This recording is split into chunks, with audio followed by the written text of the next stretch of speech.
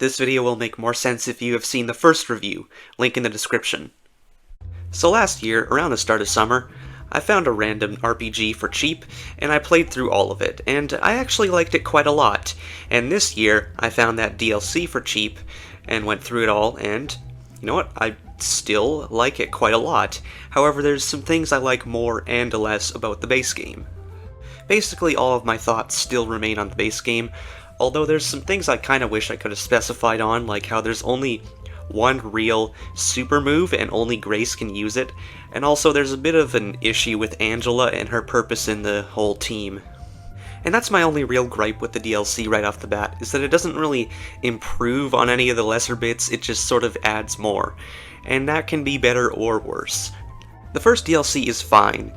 It's funny more than anything. I guess that's what you expect from a beach episode, although I do like the new beach cosmetics, especially Val's new fit.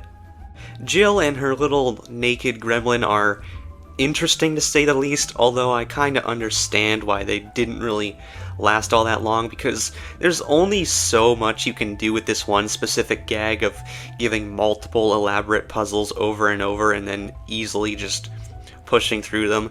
Like, you've seen this gag before, I can already tell. Now, the interesting thing about this DLC specifically is it gives Grace a new ability, and while it's only one and it's not too favorable over the one you already have, it's a very nice change of pace. Now, I liked most of that, although I kinda wish the final battle was a bit more, I don't know, just a bit more brief. I liked the gimmick at hand, although I feel like it did not need to last as long as it did. Maybe I didn't really optimize my kit enough, but even then, I kinda wish it was a bit shorter. So while nothing's particularly improved on a whole lot, I do personally feel like nothing was wasted. It was still worth my time, and overall, a pretty comfortable chapter. It does everything it needs to do. It's a very nice breather episode. I guess there were a couple bugs in the system as well, although I don't really feel like that killed my enjoyment particularly, and it won't really mess with yours either. And I hope you're ready, because the second DLC completely flips the tone on its head, in the best way possible. Now, this DLC didn't particularly fix any of my smaller gripes either, although I was still very pleasantly surprised. One of the first things I really liked was the way characters sort of downgrade at the start. With my team weaker than they have ever been before, I was constantly put on edge for most of this early chapter, and honestly, I kinda prefer that. The kicker is, through the journey, you bring your team back to health, in any way that you want, in any order, and I absolutely love the way they executed this. There's more risk and reward in your battles, and you have to choose how you want to fight carefully. It also helps deal with the meta problem I sort of explained in my last video, although there's not much that can be done about just how powerful Smite is. Like, this is ridiculous, triple-digit damage.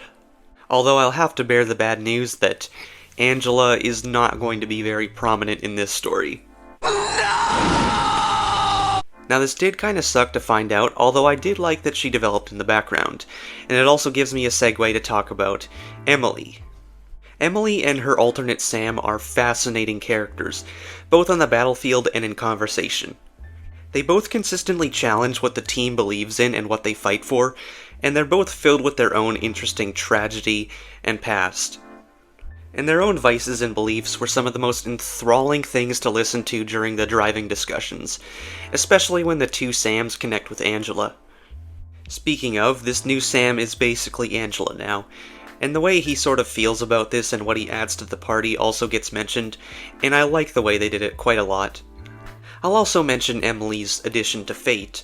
I've mentioned that Grace only has 2 Fate abilities and she's the only one that can use them, and while nothing was added in this DLC specifically, it was sort of expanded on, and I liked that equally as much as just adding another one. Fate charges up now, and can go up to 5, and considering how usually the combat is about juggling enemies, this adds an entirely new option of playing the long game, so you can stun enemies and hit them with a lot of stagger, just so you can smite them for that previously mentioned triple-digit damage. Now, this might seem game-breaking, but you would be surprised.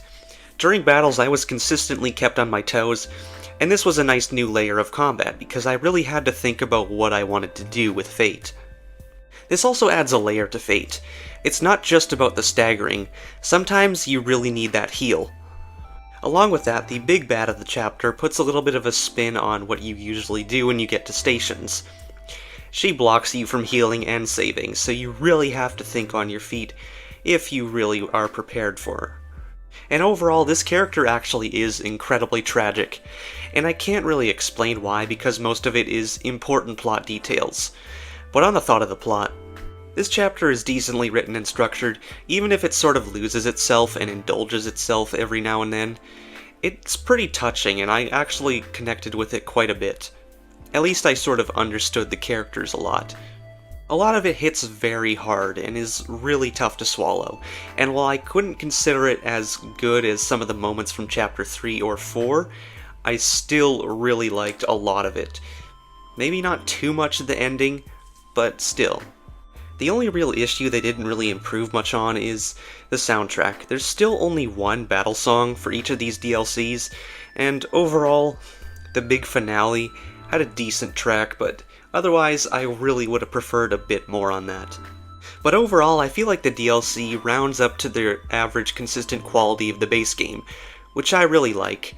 Overall, it's a pretty pleasant experience, and I would recommend it to anyone who likes these kind of out-there RPGs. I've played a good couple of them, especially after last year. And I would just generally love more people to give this game a try.